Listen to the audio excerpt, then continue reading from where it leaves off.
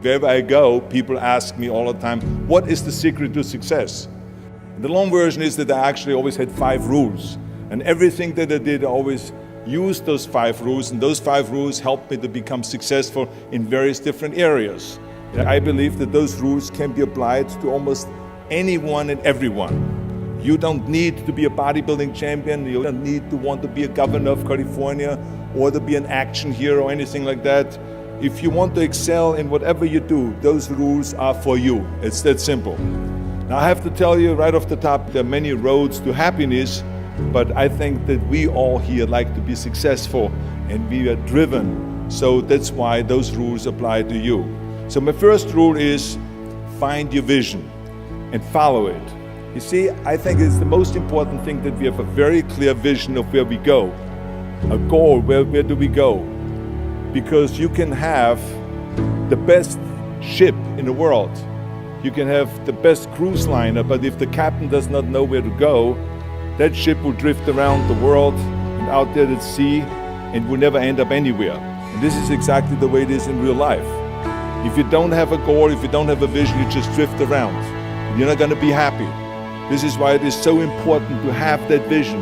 Now, I created that vision in Austria because I grew up after the Second World War. The problem was that everyone was so depressed because they lost the war that there was alcoholism everywhere. There was, of course, depression. There was a terrible economic situation. There was famine. There was starvation and all of those things. And also it was kind of a little place and narrow. I felt I wanted to get out of there. I wanted to escape.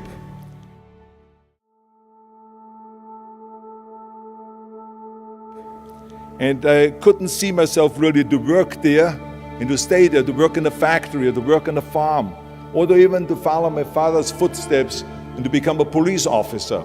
I couldn't see that either. As a matter of fact, that's what my parents wanted me to do. But that's not what I saw. This was the vision of my parents, but not mine.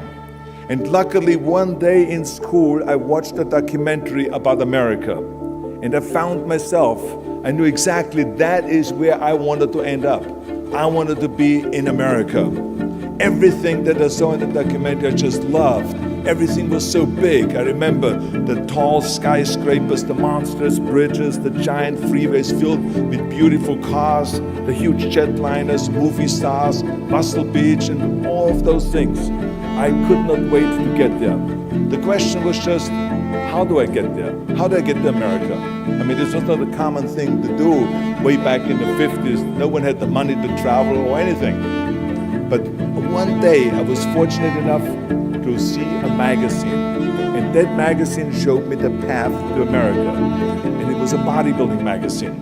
And on the cover was this very muscular guy that was standing there like Hercules with a Hercules outfit. His name was Reg Park. This Reg Park was on that cover, and I remember the cover said, Mr. Universe becomes Hercules star.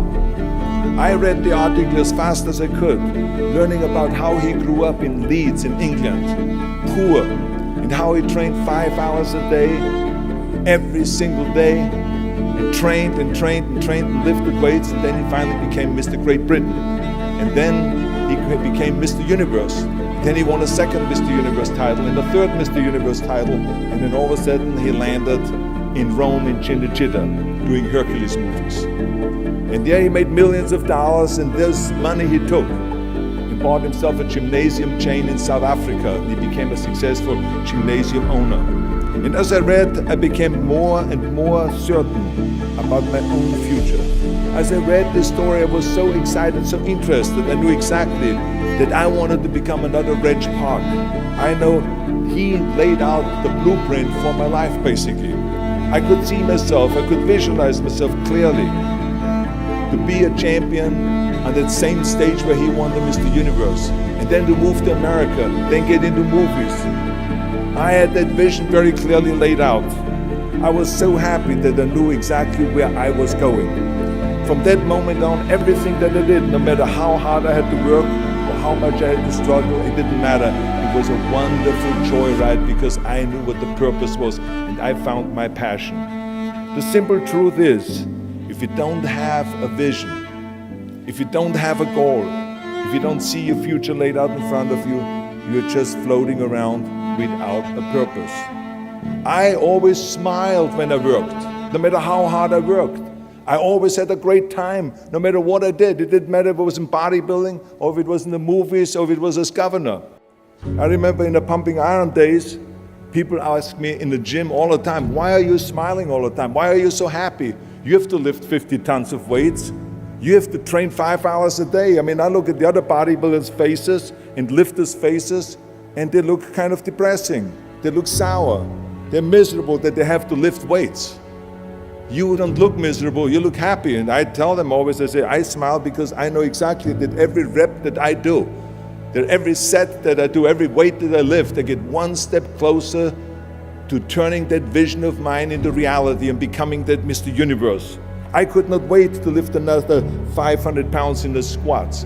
I could not wait to do another 1,000 sit-ups. I could not wait to do bench press and more curls until I couldn't move my arms anymore.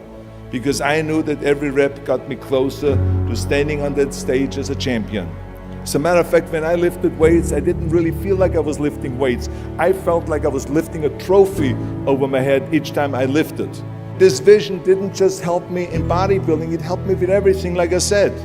I remember in the movie business, there was many times stunts that I had to do where I got hurt, where I was in pain, in agony, and had to do it over and over again. I remember one incident specifically on Conan the Barbarian. There I was, crawling on all four, on rocks, over rocks and gravel, holding my sword right in front of me. And as I was crawling, the camera followed me. And it was around 30 feet that I crawl on those rocks and this gravel. And eventually, after 10 takes, my elbows, my knees started bleeding and hurting. And the director came to me sheepishly and said to me, he says, do you mind if we do another take? I need a close-up of you.